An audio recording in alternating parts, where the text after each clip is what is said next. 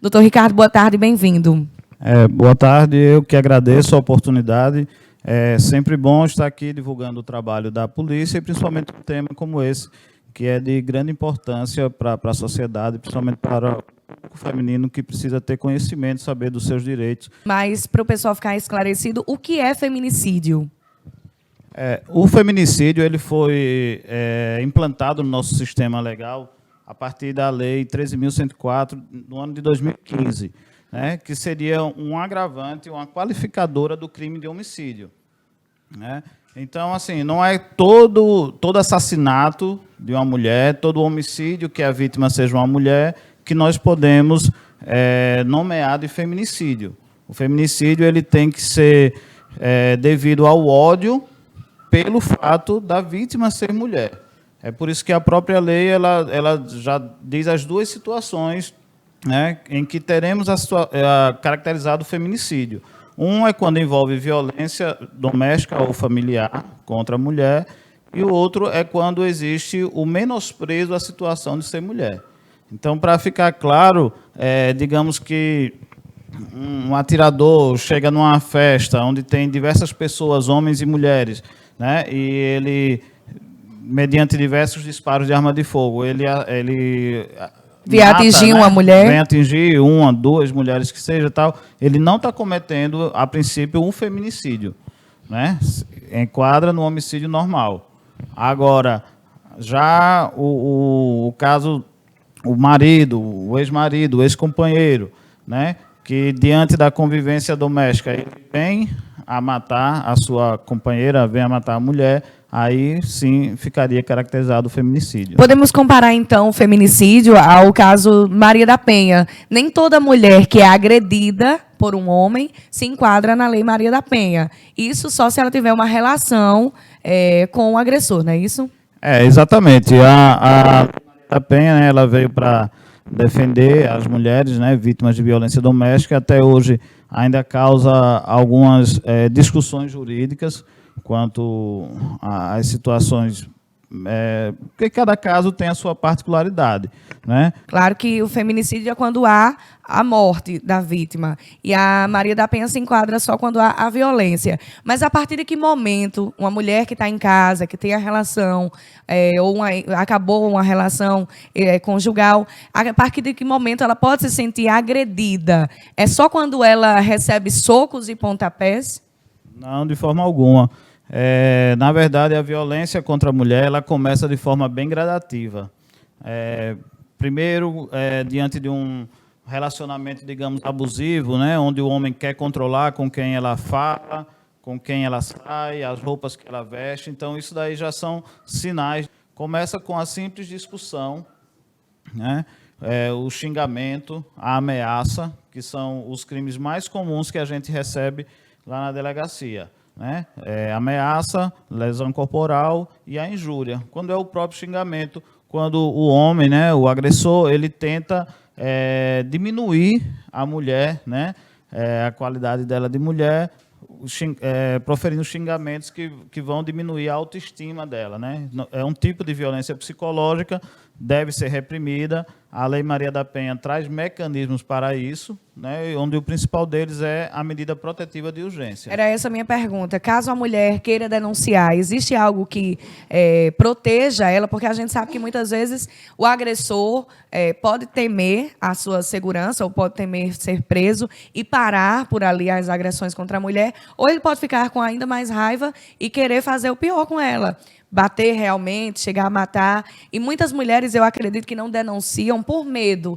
Então, quais são as medidas que as mulheres têm como direito ao denunciarem seus companheiros em caso de agressão? Já de imediato, a mulher ela pode tanto representar, nos casos em que seja apenas a agressão verbal ou psicológica, vai depender da vontade da mulher representar ou não contra o agressor.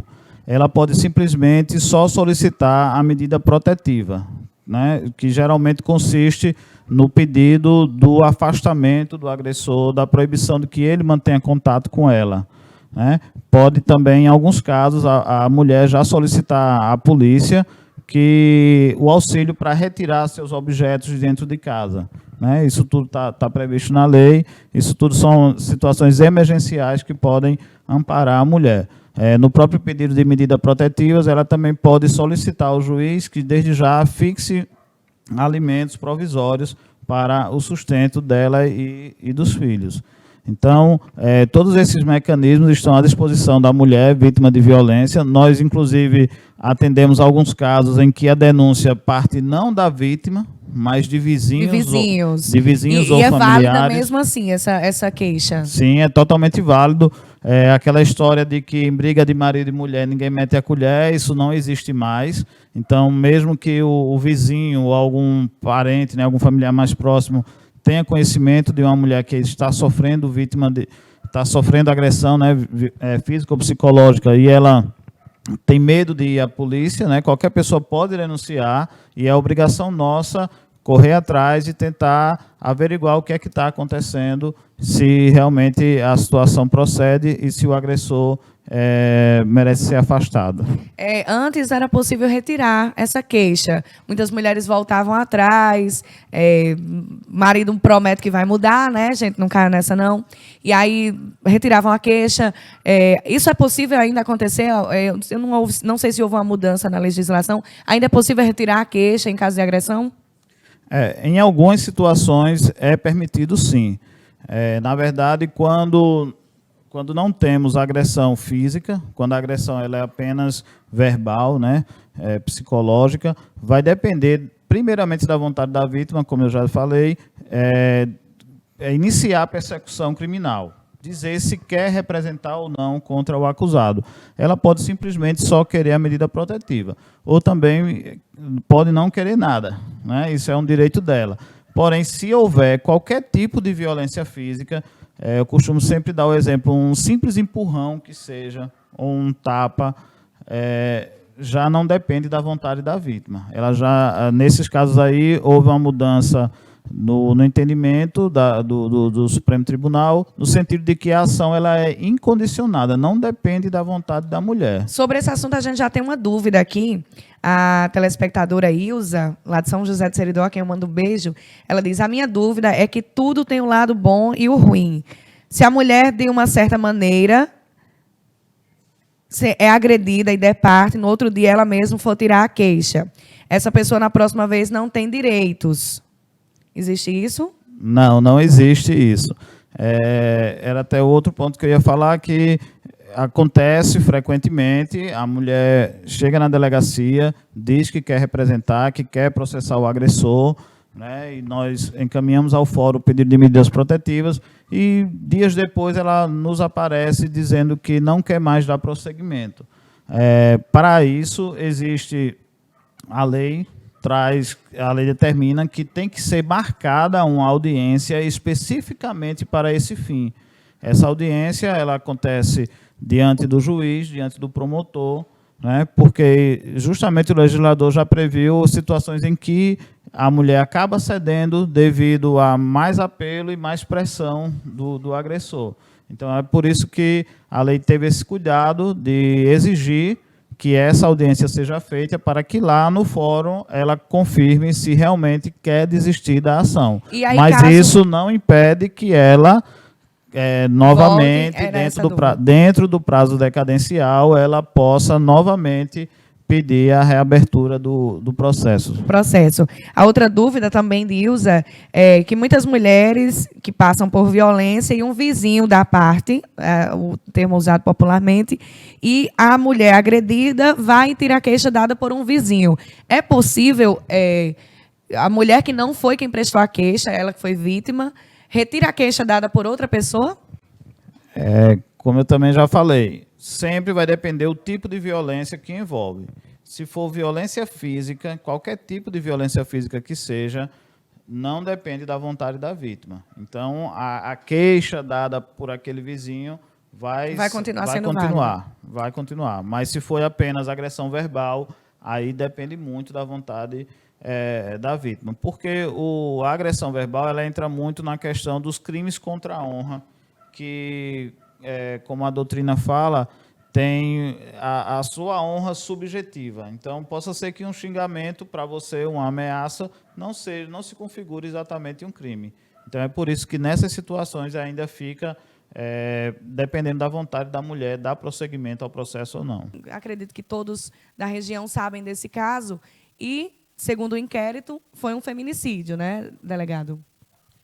Exatamente. No início, até doutor Leonardo, que era quem estava presidindo o inquérito, teve algumas dúvidas a respeito se realmente se enquadrava como feminicídio, mas no final das investigações ficou comprovado. Isso porque a vítima e o agressor eles já mantinham uma relação afetiva já de algum tempo, né? E também a própria questão do crime sexual que foi comprovado nos autos. Inclusive, sobre esse caso, Zaira não diz na entrevista, na coletiva, mas ficou acertado na investigação que a própria Zaira, vítima de feminicídio por Pedro, já tinha sofrido anteriormente por ele um estupro. No ano de 2018, no mês de agosto, ela comentou com algumas amigas, algumas pessoas, que Pedro quis manter relação sexual com ela sem camisinha, coisa que ela não queria fazer sem camisinha, e ele a forçou a manter relação sexual sem camisinha. É o que está na investigação, não sou eu que estou dizendo. E isso já era considerado um estupro. O senhor pode até deixar claro para a gente, porque estupro não é só pegar e fazer a força. Existem coisas... no caso, fazer o sexo sem camisinha contra a vontade de uma das partes é considerado estupro, né? Conforme várias campanhas, né, são vinculadas, o que o público masculino tem que entender é que não é não. Pode estar todo momento ali, todo um contexto envolvido, mas se na hora H a mulher disser que não, o homem ele tem que respeitar e recuar. Né? Por conta disso que já foram criadas novas leis também com o crime de importunação sexual, né? Justamente tentando cobrir um vácuo legislativo. O próprio crime de estupro hoje ele está no mesmo âmbito do ato libidinoso. Então, não é só manter a conjunção carnal mediante a violência. A prática de qualquer ato libidinoso, mediante violência ou grave ameaça, ela configura o estupro. Então, é muito importante que a mulher saiba disso, que o homem também saiba que, a partir do momento em que a mulher disser não, se ele avançar o sinal, pode sim ser enquadrado como estupro. E só reforçando que o estupro ele pode acontecer até entre o casal, entre o marido e mulher, digamos, nos dias em que a mulher está com dor de cabeça, não quer ter relações, se o homem forçar, ele pode incorrer sim num crime de estupro. Esse seria, então, um ponto que a gente tem que alertar as mulheres. Talvez a Aira, tendo alertado naquela época, a gente vê por dois lados essa situação. Uma eu vou comentar com o delegado e a outra eu vou comentar com Cíntia, que é advogada feminista, que está aqui e vai ser a próxima entrevistada do programa. Uma seria, se ela tivesse denunciado, talvez não tivesse chegado ao ponto que chegou. A outra que a gente vai comentar é que, infelizmente, talvez, como não tenha sido considerado muito grave para outras pessoas, ela tivesse sido banalizada. Não, isso não é estupro, não. Muita gente iria dizer e agir dessa forma. Mas, não só no caso de Zaira, mas todas as outras mulheres, ao primeiro sinal de violência, doutor, o senhor recomenda já denunciar? Com certeza, com certeza. A gente sabe que é muito difícil para a mulher procurar a delegacia de polícia e falar da sua intimidade, né? Falar de situações muitas vezes constrangedoras, mas isso é extremamente necessário. Como eu já disse, a violência, a violência doméstica, ela vai mais ou menos numa graduação. Começa com a discussão, depois com a agressão boba e no final pode acabar numa tentativa de homicídio, né? Nós tivemos ano passado, aqui em Caicó, 2 casos onde o homem tentou contra a vida da mulher através de disparos de arma de fogo. Ela foi socorrida, graças a Deus não veio a óbito. Nós conseguimos prendê-lo, apreender a arma de fogo. Ele está até hoje aguardando o julgamento, né, no Pereirão. E o outro caso em que o agressor ele atingiu a vítima com facadas. Ela passou algum tempo no hospital, depois veio a óbito. E nesse caso aí ele está foragido. Até nas nossas redes sociais existem fotos dele, do investigado. Precisamos capturá-lo para que ele possa responder. Então, nesses casos, comumente as situações foram bem parecidas. Discussões menores, né, agressões menores, que de repente desencadearam uma fatalidade. Hoje, uma mulher que é vítima de agressão na cidade de Caicó, como ela deve proceder? A gente estava falando até agora aqui sobre a sede da DEAN, que antes funcionava ali próximo às aldeias, fechou, mas a Delegacia da Mulher continua funcionando em outro local. Eu queria que o senhor explicasse aqui. É bom esclarecer, a Delegacia da Mulher ela não ficou um dia sequer fechada, né? Mesmo diante do incêndio, nós fizemos logo a mudança do que sobrou para o prédio da Regional, desocupamos uma sala para poder abrigar a DEAN, né? O prédio ainda está aguardando reforma, mas, na verdade, o projeto que existe é para que, na própria Delegacia Regional, sejam acomodadas a Delegacia da Mulher e a Delegacia do Adolescente, até mesmo por questões de segurança, uma vez que o efetivo da Polícia Civil, como a gente sabe, é bem diminuto. Então, qualquer mulher que seja vítima de violência doméstica, a qualquer hora, ela pode procurar a sede da Polícia Civil aqui em Caicó, a Delegacia Regional. Nós temos um plantão, 24 horas, funcionando. Como eu costumo dizer, talvez o único órgão do Seridó que nunca fecha. Então, a qualquer momento que ela sofrer qualquer tipo de violência, pode procurar, pode requerer a medida protetiva. Nós vamos imediatamente encaminhar o pedido para o juiz e, em seguida, dar prosseguimento ao processo. Os casos, em média, hoje, não duram mais do que uma semana para que a gente encaminhe tudo para o judiciário. Apenas aqueles casos mais complicados que podem demorar um pouquinho mais de tempo, mas a média, esse é um trabalho muito célere. Estamos hoje, assim, uma particularidade, né? A equipe da DEAN Caicó hoje é a única equipe masculina, né, no estado, uma vez que, desde que a delegada titular ela foi removida para Natal, eu é que estou respondendo por ela, mas isso não é constrangimento nenhum para as mulheres. Nós temos policiais lá que nos auxiliam também no trabalho, e sem contar que a equipe da DEAN ela também passa constantemente por cursos de aperfeiçoamento no atendimento à mulher vítima de violência doméstica. E o foco principal de vocês é defender as mulheres? Sempre, sempre. Então, fica dado o recado, né? Não espere uma próxima agressão. A gente vai falar muito mais sobre isso com Cíntia, falando sobre empoderamento feminino, feminismo. Mas fica aqui esse alerta. E também deixar o convite para quem não conhece o trabalho da DEAN, pode ir lá conhecer também, mesmo que não seja necessário. Uma vizinha sua está passando por violência, leve ela lá para conhecer, mesmo que não seja para prestar queixa, até para ter uma conversa com você, né, delegado? É possível acontecer isso? Claro, sempre. Nós estamos lá, como eu falei, a equipe da DEAN ainda não funciona 24 horas, mas temos um plantão também, onde todos os policiais eles são treinados e orientados a prestar o melhor atendimento à mulher. Hoje já está sendo implantado em Natal um sistema de plantão 24 horas da Delegacia da Mulher, salvo engano, no plantão Zona Norte. Então, tem uma equipe da Delegacia da Mulher atendendo 24 horas. Esse também seria o ideal, né, para todas as cidades, né? Todas as cidades, todas as regionais, pelo menos. A gente sabe o quanto isso é difícil, devido à estrutura e efetivo, mas o que compensa é justamente o treinamento do pessoal nesse aspecto. Então, qualquer dúvida, qualquer situação que a mulher ache que possa estar sofrendo qualquer tipo de violência, ela pode nos procurar, que terá um atendimento de qualidade. Eu agradeço, doutor, sua participação aqui no programa. Outras vezes nós vamos convidá-lo para falar sobre mais assuntos relacionados à violência contra a mulher, mas quero agradecer que, de prontidão, desde a semana passada que eu aperrei o doutor Ricardo pelo WhatsApp, mas muito obrigada por ter nos atendido e ficar à vontade para maiores esclarecimentos. Mais uma vez eu quero agradecer a oportunidade, né? Falar que a Polícia Civil do Seridó como um todo, né? A gente passa por muitas dificuldades, mas conseguimos vencer. O combate ao tráfico de drogas, o combate à violência doméstica, ele é intensificado. São áreas bem sensíveis, né, que a gente procura sempre dar uma maior atenção.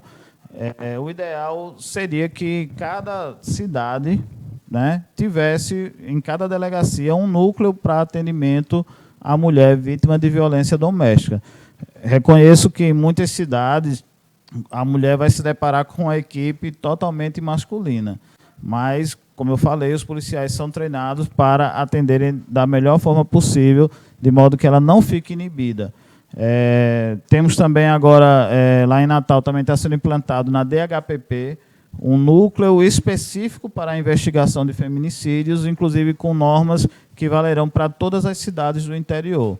Tudo isso visando coibir ainda mais a violência contra a mulher.